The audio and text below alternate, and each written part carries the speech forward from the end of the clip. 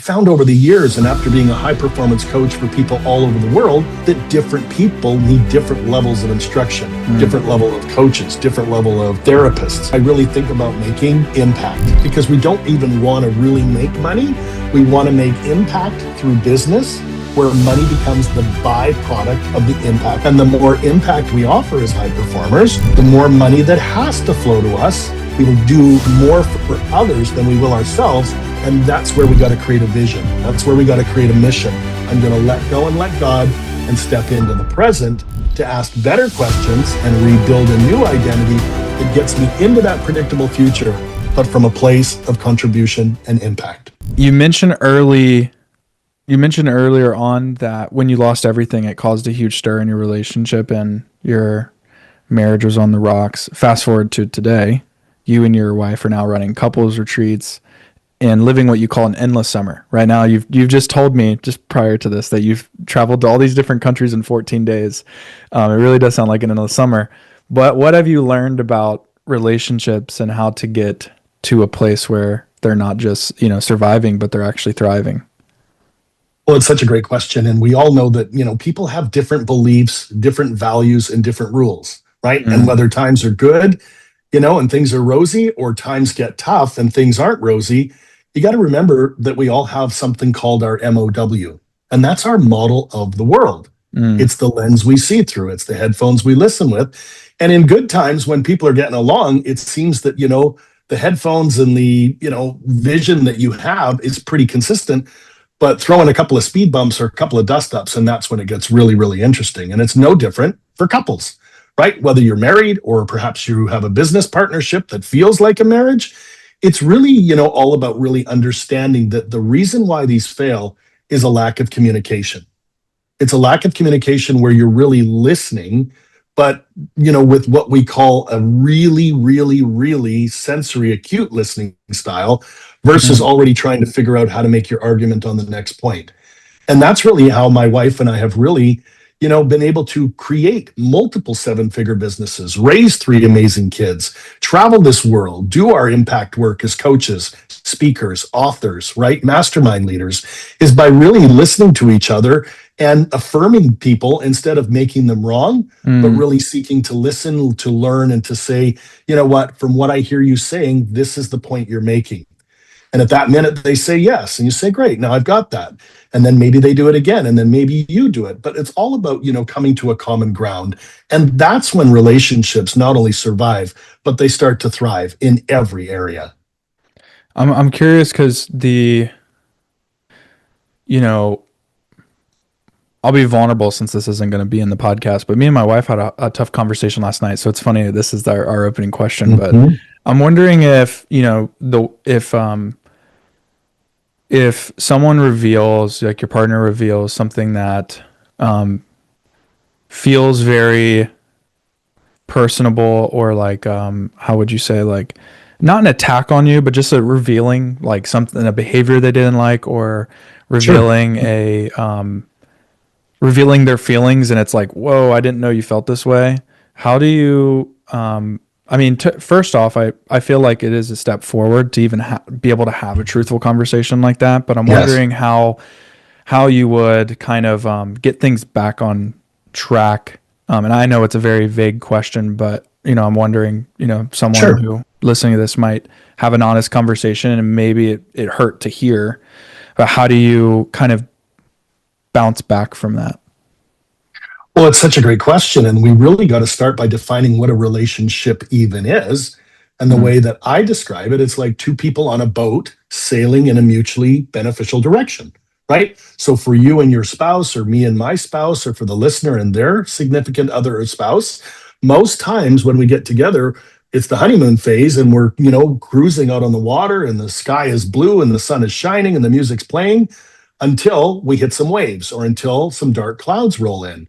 But that's where the real growth happens, because I'll tell you, I've never met anybody that's a high performer, successful, that didn't really understand that, relationships are a vehicle for growth, and that they're meant to make us bigger, better, stronger, through dialogue, through conversation. So anytime we have a dust up or a speed bump, or those waves show up, or the dark clouds roll in, It's really all about, again, listening to the other person and not making it about them, but really making it about what are we optimizing for?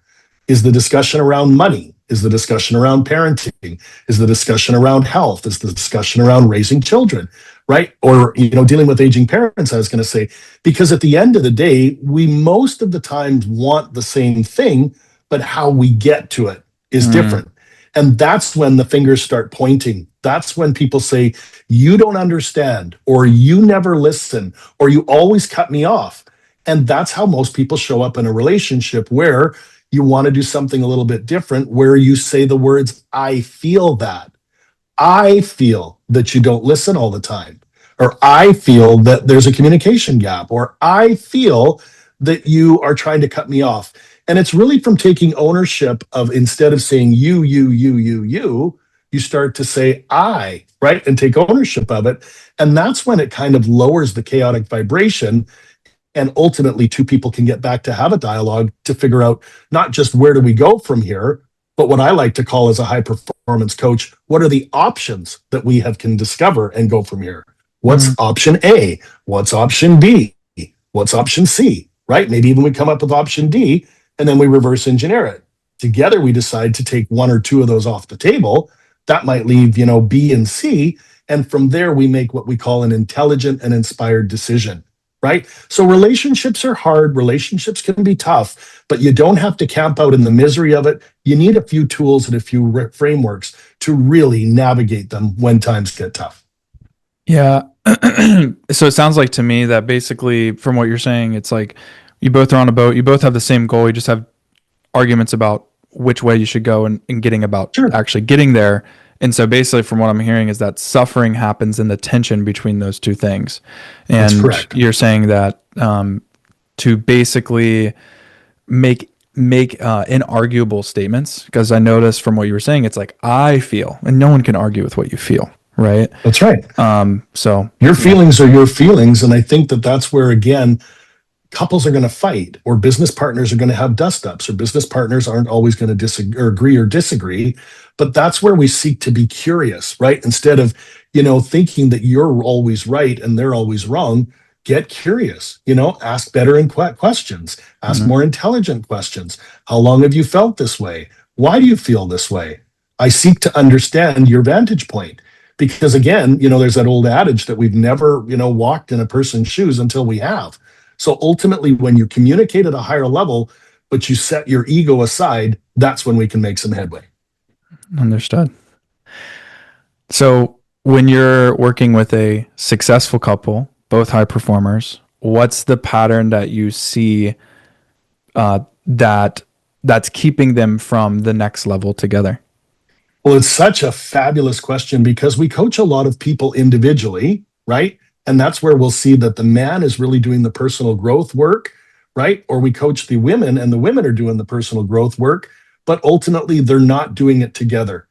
And that's where, one might Mm, be outpacing the other, where the man outgrows the woman in his thinking, or in his thinking that he thinks more. And sometimes it's the woman who says, you know what, he doesn't want to read the books. He doesn't want to go, to the events. He doesn't want to listen to podcasts. And she's outgrowing them, where, over time, it's like, two rocket ships taking off from the earth. If we go up in a straight line together, they're going to rise together. But if we tilt them only a few degrees apart, over time they get further and further apart. And mm, that's not good for high performing marriages. So, what we do in couples retreats, or what we do in some of our masterminds, is we start to get people back on the same page by looking at, what's true for you? What is your why? What is life all about? Right? Before we even get into the different categories of career, finances, health, relationships, parenting, all of those things. Because if we don't create the baseline for, what we're doing as a couple, we can't go into those individual categories and make them better. so how is it that so say someone is drifting apart and they are like this, what are some recommendations that you have to bring them, because like in a way, so I just think of it like consciousness, like sometimes the it's like this the student is I don't know the phrase. It's like the teacher is the student is ready when he comes or something like this. It's like, Yeah, it's when the student is ready, the teacher will appear. yeah, the And teacher will that's appear. when, that's right, when the student is ready, the teacher will appear. But I found over the years, and after being a high performance coach for people all over the world, that different people need different levels of instruction, Mm, different level of coaches, different level of, therapists, right? Because ultimately, not everyone is, able to receive what they need from just a single entity. So some people will mm, go, well, I don't want to see a therapist, or I don't want to see a marriage counselor. I don't want to talk to my coach about this because it's embarrassing. And that's really when you really, got to turn it from what we call a should into a must. mm, Because, let's be honest, it's a fast paced world out there. It's getting faster every day. But if you don't have somebody in your corner, somebody helping you, somebody that is listening, or perhaps they're a sounding board, or perhaps they're saying, what's underneath how you're feeling, you can't really do it alone these days. There's just too much pressure. And I find that a lot of men that I coach, it's almost like they're pulling a sled up a mountain, and that sled is filled with pressure. It's filled with, having to pay the mortgage. It's filled with having to be a great parent, having to be a great lover. And there's such a load and such a pressure that they're climbing this mountain, pulling the sled, where they're exhausted, they're tired, they're unfulfilled, and they're going, man, can I really keep pulling the sled? For the women, they're also pulling a sled, but oftentimes they not only have to pull the work sled, they got to take care of the house. They got to take care of the kids. They got to make sure the groceries are in the fridge. They got to do the laundry.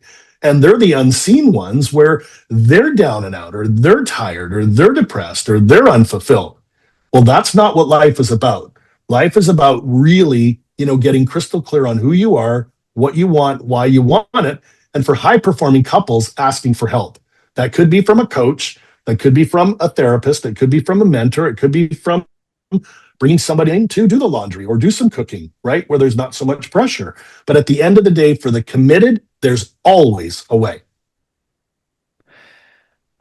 I'm thinking about the guy who is pulling all this sled up the mountain, like you were saying, and Yep. the pressure of that, and he's just getting tired as he goes up the hill. What would you say to that guy to help him keep going? I'd say, you know what? It's time to stop. It's time to take a break. It's time to just let the rope down from pulling that sled and just camp out for a minute and Mm, start to get crystal clear on who are you? What do you want? Why do you want it? Right? Because when the why is big enough, men need a purpose. And for most men, that purpose is business, or it's real estate, or it's creating a company, or doing e commerce or something.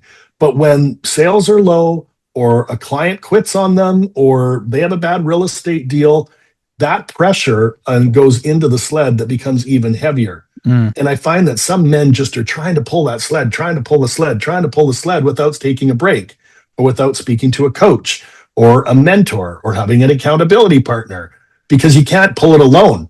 And so we've got to stop, and we've got to take what I call a personal inventory. And a personal inventory is where you start to ask, how is my health mentally and physically? How is my marriage? Right? How are my children? How are my aging parents? What's working in the business, right? Not just what's not working in the business. And as you start to take a personal inventory, you'll start to see that some categories are really a little bit better than others, right? And that's when average people try to fix the lower categories, whereas high performers start to optimize what's really working and make it a little bit better before they even go to those lower categories. And so that's part of our process here, where we really take people through this personal inventory, and it's not good or bad, right or wrong, but it's really an indicator or a report card to what must happen before we start pulling that sled further up the mountain. so for because you've coached a lot of people, and I know that you've definitely gone through that process with a lot of high performers who like have achieved a lot in life. You know, for most people, they would find it crazy that this person can't camp out and relax. They've obviously reached the top of the mountain. What do you find that happens when a high performer is holding all this pressure, pulling it up, and then actually decides to camp and take that personal inventory? What do you think?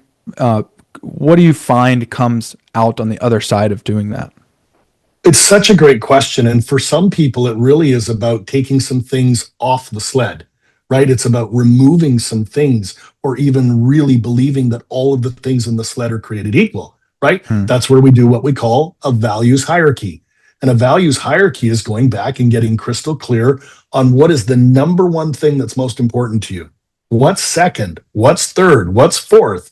And for a lot of people, they put money at the top of the pile where that's not what high performers do, because you've got to really understand that in order to make money, what must become before that as the first values hierarchy is, your faith, right? Do you believe you were Hmm. put here on purpose and with purpose to do something that's impactful, right? The second one might be your health, because you can't go out there and live your best life or make money if you're not healthy. The third is, who are you doing it for, right? Are you doing it for the money? Or are you doing it to provide for your spouse and your kids? So that might be levels 3 and 4. And then we can get into money. Then we can get into impact. Then we can get into contribution. But for Hmm. the people that put money at the top, and that's what's got them pulling the sled, it's going to be a very hard climb without absolutely changing gears and taking some things out of the sled so that they're lighter moving forward. For Hmm. other people, they just need a little bit of a break and they want to just absolutely keep pulling that sled up the mountain. But we ask, what could help you leverage that pull up the mountain? Do you need a partner? Do you need a coach? Do you need what we call a who or a super who to help you? And a who is somebody that you can leverage to, really help you move towards your target. But a super who is worth 10 who's. So if you can find a who, that's really good. But if you can find a super who, you'll find that not only are you able to start climbing back up the mountain effectively, and that's what I help people with, but once you get to the top of the mountain, you look off in the distance after celebrating and you see another mountain and you go, let's go climb that one. And that's when the sparks fly and the Hmm. magic happens. The money part there about the number one value being money and how it's going to be a long climb up and it's going to be straining. I'm wondering, money is such an attachment for someone who has that as their number one priority, and I'm wondering, how do you get someone to actually detach from that? Because it's very tough from my experience to detach from that. So how is it that you get someone to detach from the money and not make that their number one priority in life? Well, again, you've got to go back to, what are your beliefs? What Mm. are your values and what are your rules around why God put us here? I mean, did God put us here to just work and make money? Or did God put us here to learn, to laugh, to love, to share, to grow, and to help others do the same?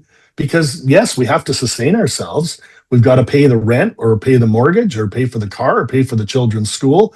So I'm not knocking making money, but I'm saying that if that is the only thing that you're thinking about all day long, and you're thinking, how can I make more? How can I make more? How can I make more? That's a bit of what we call greed versus, thinking over here, how can I improve myself so that I'm a better version of myself and a more crystal clear, methodical, aligned individual where I really think about making impact, right? Because we don't even want to really make money. We want to make impact through business where money becomes the byproduct of the impact that we offer. Mm. And the more impact we offer as high performers, the more money that has to flow to us in what Napoleon Hill in Think and Grow Rich called avalanches of abundance. Because I've never met a high performer that didn't want to have a primary, way to make impact and make income, but also create a side hustle or have other fishing poles in the water where you create what we call multiple streams of income. And when men do this and when women do this, but do it on their terms and not, for any other reason than I just want to make money. But when you really believe that the impact is at the foundation of these side hustles, at the foundation of what you're doing, the universe works with you to bring you what you need to fulfill the order. It's Mm. almost like your primary business, your income goes up. Your secondary business, you start to get a few wins there. Your third business, you start to find the right people or the right clients or the right customers. And it's really through that that we start to really see our net worth grow. Yeah. So when you're working with someone who has a who has a pattern and you see it, and there's probably a story attached to a pattern. They've been telling the same story. They've been stuck in the same pattern for, 10, 20, 30 years. How do you help them see that story, that it isn't true, and how do you actually get them to stop that pattern and unlock the next level that's within them? Yeah, for people that have been trapped in a story for 3, 5, 10, 20 years, I celebrate it because as a high performance coach, I've become really good at becoming a pattern recognition specialist. So as people have this story or they have this belief or they have this rule that things have to be like this because that's how it's been and that's what's familiar to them, I challenge them to get curious and start asking intelligent and inspired questions like, how long have I been stuck in that story or how long have I held that belief? Or who gave me that belief or that story about myself? Or is it serving me to hang on to that belief or that story about myself? But even better yet, what if I were to let go of that old belief or that old story that isn't serving me? Kind of like ejecting old computer programming from a computer and installing some new ones, because it's really at that point that we can start to ask questions about where we're going instead of where we've been. Because at the end of the day, there's only three modalities of time. We've got our familiar past, we've got the present, and we've got something that I call the predictable future, right? Not just the future, but the predictable future. But because we live more in the past than we do in the present or the future, we tend to make all of our decisions from the past, including whatever story we've told ourselves for 10, 20 years. So that's when we bring in the law of polarity that says, if you've had that story, is it possible that we could absolutely go the other direction with it? So I'm too old. I'm too educated. I'm not educated enough. I'm going to lose money. I don't deserve it, whatever that is. And we do the polar opposite in the present. We say, do you deserve it? Right? And even if they say, no, I don't, we start to strip away at that to where they start to see that they're a child of the Most High God and they deserve abundance just like everyone else on the planet that creates impact.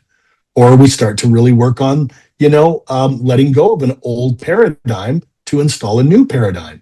We start to create a new belief and new pathways to prosperity. And through really taking them from here to here, now, once they've kind of let go of that old belief, we can have them step into the new belief about who they are or who they're becoming, or why they're becoming it and how it impacts other people.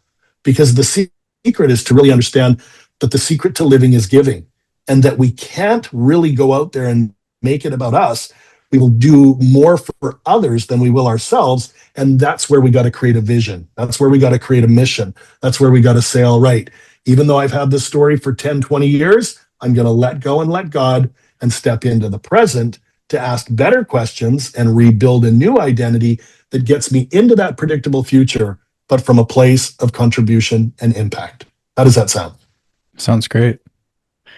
I think that's such a difficult shift, for someone to break a pattern all of a sudden. Is there like a breaking point that you notice is very typical with someone like that? Is it that they've just had enough, or is there any, because you're a pattern recognition machine, is there any pattern that you've noticed within the pattern that helps them actually to break out of it? Well, there is. And I mean, actually, there's a really cool tool that we'll just use, when we talk about rating system.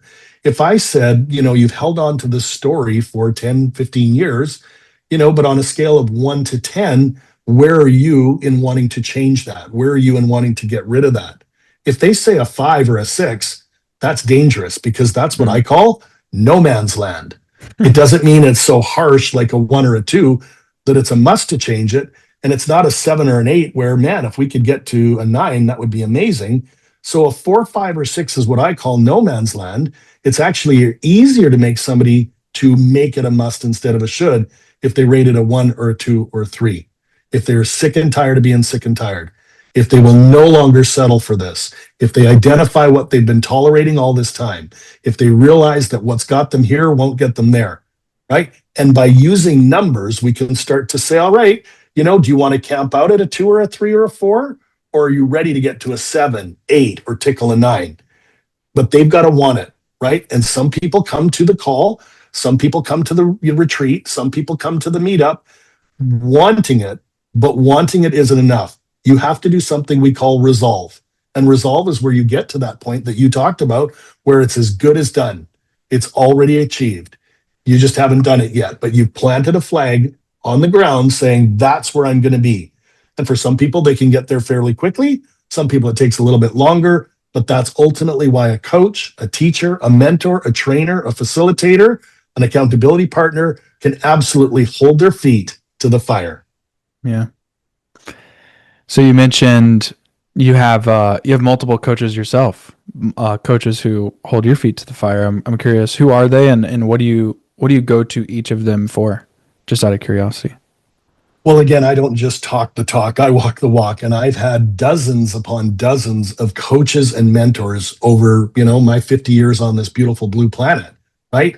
Some of them is for mindset, some of them is for strategy, some of them is to optimize my marriage with my beautiful wife, Lisa. Some of it has been to better parent my children. Some of it is for sports, some of it is for money. So when I talk about all these people, some of my coaches have what we call range, where we talk about a lot of it, and some of them are very specific to what I'm hiring them for. And Mm-hmm. there's so many to mention, but some of them are in the US, some of them are in Canada, some of them are in Europe. We've got one in Asia, one in Australia, because what my job is to not only learn from them to make my life and my business better, but to also pick up one or two things from each of them and then bring that into my coaching and my frameworks so that we've got more tools in the tool belt. Does that make sense? Mm-hmm. What has been the most impactful thing that a coach has taught you that you had a big impact? Yeah. There's one guy that was in the hit movie The Secret, and his name was John Assaraf. And not only did John Assaraf challenge me, in my money beliefs, in my identity beliefs, but John ultimately was the one that introduced me to my wife, Lisa, in San Diego. And ultimately, we absolutely loved doing personal growth together. We loved a lot of the stuff that John talked about in a program called Having It All, where you really do have it all in your career and in your finances and in your health and in your marriage and in your parenting and in travel and in tithing. And as Lisa and I did the work together, we fell in love with the work, but also fell in love with each other. So I got to give that man a shout out because he's changed my life. But I've also worked with other people, in the Tony Robbins program as I was, a student of Tony's and then became a high performance coach for Tony Robbins. I've got coaches with Dr. Benjamin Hardy, who's written some amazing books like Who Not How, The Gap in the Game, 10X is Easier Than 2X. And Lisa and I are currently, working with two billionaires right now that have taken us under their wing and are pouring into us so that we can go out there into the world and make more impact and certainly make more income as well. The two billionaires that you're working with, what's been some really cool shifts that you've learned in perspective as you've been working with them? Well, it's a great question. And again, these people have achieved phenomenal, phenomenal levels of success, but it's not about the money. Now they're at that stage of their lives where they just want to give back. Mm. And so a lot of the tools, the methodologies, the frameworks, the laws around how money works, the laws around how business works, the laws of how negotiation works have all been, delivered unto us. And we are custodians of them that are not only applying them, but also teaching them to other people. Because once you really understand that business is a force for good, right? Business is a force for creating impact and income through, your growth, your creativity, and you wanting to share it with the world.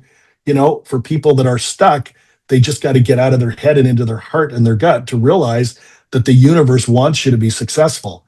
And these money laws, these business laws, these, principles apply to anyone who's willing to apply them in real life.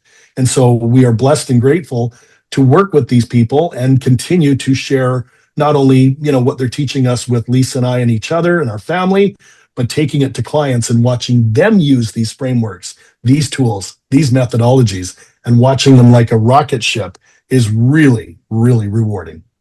Is there a money law, business law that sticks out that these billionaires have revealed to you that you think would would be helpful for those listening? Well, there's so many laws. There's, definitely 100 different laws around, how money works. And, one of the coolest laws might be, around money might be, let's see here, let me think about how I want to frame this. There's multiple money laws. There's the first one called the law of abundance, right? There's another one called the law of circulation. There's another one called the law of compensation. So once you understand that money is energy, right? And energy doesn't really change, it just goes from one area to another. You start to understand, that we are abundant in our thinking, we're abundant in what we're doing, we're abundant in what we're receiving. And really, through the law of abundance, you really get into the law of compensation, right? And the law of compensation decrees that when you give something of value to someone or something, money becomes the byproduct of that value. So if you really believe in being abundant and you really believe in the law of, you know, really leaning into that second one, you also want to understand the third one, which is the law of circulation. And that is money must move, right? And it's almost like a garden hose where money can come through your hose, but if you kink your hose, that money's not going to come. So if you say, I don't deserve the money, money is the root of all evil, money doesn't grow on trees, and you kind of create this energetic feeling that you don't need the money, and maybe Mm. you're cutting coupons or you're ordering off the value menu at restaurants instead of ordering what you really want. That's like kinking the garden hose. But there's a ton of other laws that I teach as a high performance coach. And that's something that once you learn them, you can't unlearn them. Yeah. So you've worked with Olympic athletes. What's different about coaching someone who's already at the top of the physical game? Like, what are they missing? For my Olympic athletes, and again, I coach predominantly winter Olympic athletes because I'm from Canada, and you know what? It's cold 8 months of the year there. But these people work their tail feathers off to become the very best of the best of the best in the world at their sport. But what they don't have over and above the physicality of being able to do it is the mindset. It's really, really about their identity. It's really about what they're optimizing for. It's really about, what do they do when things don't go well? I'll give you an example. I had a client recently in the Winter Olympics here in 2025 in Italy whose bus was late for the competition, right? So ultimately, they've got to be able to deal with whatever's going on around them that's not good so that they are ready. So that the minute that bus from the Olympic Athletes Village opens, they're back into the right state with the right story, with the right standard and strategy to get out there and put it all on the line. Had another client, again in the Winter Olympics, who was heckled by somebody in the stands, right? Mm. That's not how they've been preparing for 4 years for the Olympics.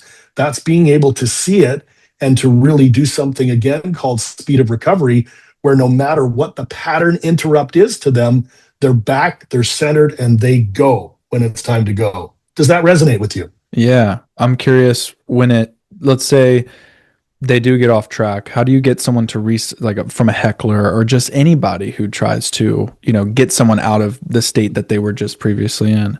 How do you get someone to recenter themselves and be more grounded? Yeah, because we mentally rehearse things happening. We mentally go through things where a pattern interrupt could be a sound, it could be an official, it could be something that they don't expect, where we go through it so that when it happens, it's not a shock. It's already familiar to them that pattern interrupts are going to happen, and it's not what happens to you, right? It's how you deal with it, right? So people will go right back into almost like a meditative state. They'll name their keyword or their code word that's almost like a body reset, right? Mm. And the speed of recovery that I teach is practiced by some of the best of the best. Let's take Tom Brady. I mean, if he drops the football, he can't cry about it. If he fumbles, he's got to get back in the huddle and call a play so that he gets back with speed of recovery and throws for a touchdown. Same with, some of the great basketball players, right? LeBron James or maybe Tiger Woods in golf. These people still make mistakes and there's still things that happen to them. But again, it's not what happens to you that is important. It's how you deal and how you practice the speed of recovery, just like a professional or Olympic athlete. Understood. So if someone signs up to work with you, what happens in the first session? What do you actually do in the first session? The first session is the fun session where we get to go what I call back to the future, where not only do I onboard them and there's a pretty powerful onboarding questionnaire, there's a coaching contract, there's a coaching overview, there's a lot of stuff that they do, including a disc and values personality profile before that even first meeting happens. But it's really where I double end the first session to go way back into who are you? Where did you grow up? Who was influential in your life? What did you want to be when you were an adult? Where did you work your first job? Why did you pick that job? Who were some of your greatest teachers? Who were some of those teachers that told you it'd never amount to anything? And through a series of questions on that first, coaching session, I'm able to get so much history and then use my pattern recognition skills to really identify what's really going on for them, as they start to tell me how they got into college or where they worked their first job in corporate or why they quit corporate and became an entrepreneur. But all of that stuff, whether they're 30 years old, 35, 40, 45, 50, 55, or even older, is paramount in me understanding where they've come from because of their beliefs, their values, their rules, their model of the world, and how they see things. And from that point, I know just enough to be dangerous to say, all right, that was then, and this is now. And if we start really think about what are your goals? What are your dreams? And we take a look at that in the short term, we take a look in the midterm, and we take a look in the long term. Now we can reverse engineer a plan to help them get moving in that direction. Because at the end of the day, it's very simple for me to get people to start doing the right things in the right order, at the right times, and for the right reasons to make what I call progress. And let's be honest, we're happiest when we feel we're making progress. And that's because progress equals happiness. We're happy when we feel we're moving. So again, the right things, right order, right time, right reasons. I can't but not help people, blast off like a rocket ship when I know where they've been, where they're at, where they want to go, and how we're going to get them there. Yeah, I think it's really interesting that in a let's take a because you kind of have a similar story. I mean, you went from taking a 6-figure loan from your parents, mortgage on the family home, and then losing it, and you paid it back in 2.5 years. And it sounds like you went from, obviously at that point, I'm assuming you're just, again, back to the future. You're looking at you're looking at the just happened, and you're projecting that into the future. I'm wondering what you would tell Trevor now, because fast forward, we know what ended up happening. You ended up handing the check back to your parents, and now look at you. You're at the top. You're at the top of the mountain. So I'm wondering, what would you go back and tell Trevor in that moment when it just seems like digging himself a hole that he's gone so far back, maybe he'll never recover. Well, again, it's such a beautiful thing in hindsight, but at the time it was awful because I had really invested in a company in my late 20s, early 30s, where I thought, man, I'm going to make so much money. I started dreaming about the houses, the cars, the trips, and I took all of my savings. I cashed in all of my 401k, and I even convinced my own parents to take out a second 6-figure mortgage on the family home. And I pumped it all into this expansion plan, and it went upside down. And to make a long story short, I lost everything. So there I was at the bottom of my life, the lowest of the low, as not only was I broke, but I gained a ton of weight and it caused a huge rift in my marriage.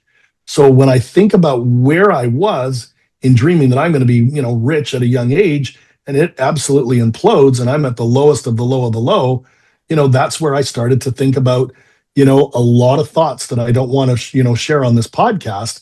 But I also needed guidance. I needed help. And thank God for me, I found a coach. And that coach said to me, Trevor, you're still a young man. You got to get up, dust yourself off, and keep on keeping on. And I said, I don't know how I'm ever going to repay my parents' loans and get out of the financial hole I dug for myself. And he said one thing that changed my life forever. He said, have you ever thought of investing in real estate? I said, real estate? I don't know anything about real estate. He says, well, you can use other people's money. You don't even have to have money. Buy properties, fix them up, either refinance them, rent them, or sell them, and then rinse and repeat. And so my back was up against the wall. It's the only thing that I could think because this guy was very successful. And so I started to doing it. And in literally 2.5 years, it worked. And not only did it work so well that I was able to, pay off my parents' loan, and it was amazing handing them that check because Tell it was me like about a that. weight had Yeah. been lifted off of my shoulders. But I kept going on to buy even more real estate. And then I got into apartment buildings and then I started to teach others. And so it was really a gift that when I was at the low of the low and I didn't have a way out, I didn't know what I was going to do. It was a coach that believed in me and said that there's a new way of thinking and a new way of behaving that can get you to start doing some things to take you in the direction you need to go. Right. But back to paying off my parents. I mean, I was so embarrassed that I had lost all this money. I felt like a failure. Right. And I didn't tell them, how long I was going to take to pay it back. But I said, I don't care if it takes me 10, 15 years, you will get every penny that I borrowed against the house back to you. And to be able to do it in just 2.5 years, I wouldn't say it's a miracle because it's a lot of late nights, early mornings, blood, sweat, and tears, but it was also me not being interested in it and not even being committed to it, but being what I call defiantly committed, where there was no way I was going to jeopardize my mother and father's home because they loved me, they believed in me, they trusted me. And even though it didn't go very well, I think that they thought that over time I would be able to pay it back. But being able to do it in 2.5 years by having this coach take me by the hand and show me exactly, what I need to do, but then give me the responsibility to go do it, that completely changed my life for the better. I don't think your parents thought you'd be able to pay it back in 2 years, right? Not a chance. I think they were, sitting on pins and needles, wondering if he's ever going to pay it back. Right. Yeah. And ultimately, I was married at the time. I had 2 small kids at that time, and it was either sink or swim. Right. And I think we're a really resilient species. And sometimes when our back is up against the wall, whether it's money or whether it's our health or whether it's our relationships, I do believe that for the committed, there's always a way. God doesn't close one door without opening another door nearby. But a lot of people sit and they, don't even believe that the other door is available. I'm telling you it is. And it's something, again, if we go back to the law of polarity, you can't have one thing on this planet without polarity, meaning the polar opposite is available. I'll give you some examples. You can't have day without night. You can't have black without white. You can't have masculine energy without feminine energy. And you can't have the North Pole without the South Pole. So what's that got to do with anything? Well, it means you can't be broke without there being a pathway to prosperity. You can't be fat without there being a way for you to lose weight. You can't be in a dust up in your relationship without there being an opportunity to repair it and get back in the good books with your spouse. And so for the listener, for anybody that is facing hardship, for anyone that is down and out, where there's, what Jim Rohn, who was Tony Robbins' coach, calls too much month at the end of the money, right? You've got to bring in the law of polarity and you've got to seek help so that you can start taking the first 2 steps forward. And here's the cool thing, that once you do resolve and you say, I'm going to go find that next door and I'm going to climb the first 2 steps, what's amazing is the universe gives you those first 2 and then reveals to you steps 3 and 4. And once you scramble up steps 3 and 4, it reveals 5 and 6 and 7 and 8 and 9 and 10. But the difference is, are you going to sit and wallow in pity and, blame the government and blame your business partner and blame the economy and blame all of this? Or are you going to get up, dust yourself off, and believe that that door is available for you, climb the first 2 steps, and then have faith that you're going to figure it out along the way? And for me, I've worked with some people that have gone through the toughest business lessons, money lessons, real estate lessons, health lessons, divorces, all of that stuff. But that doesn't define them because that was in the past. And we can look back at the past just like we can look in the rearview mirror of a car. But that, if we just stare into the rearview mirror of the car, we're going to crash. We got to look out the big, bright, beautiful windshield, knowing that the future is friendly.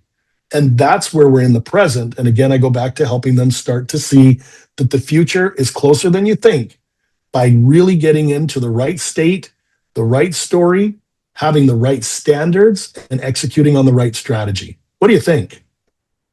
I think that all makes sense. The part that sticks out to me a lot is the right state, because I think that's at the base of all of it.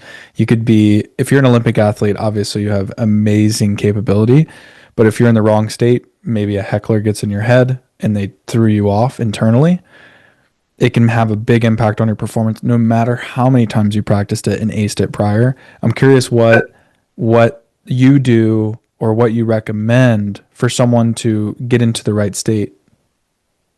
Well, again, your state is really comprised of just 3 things. And if you really own these 3 things, you can stay and you change your state as quick as you snap your fingers. And the first one is really your physiology, right?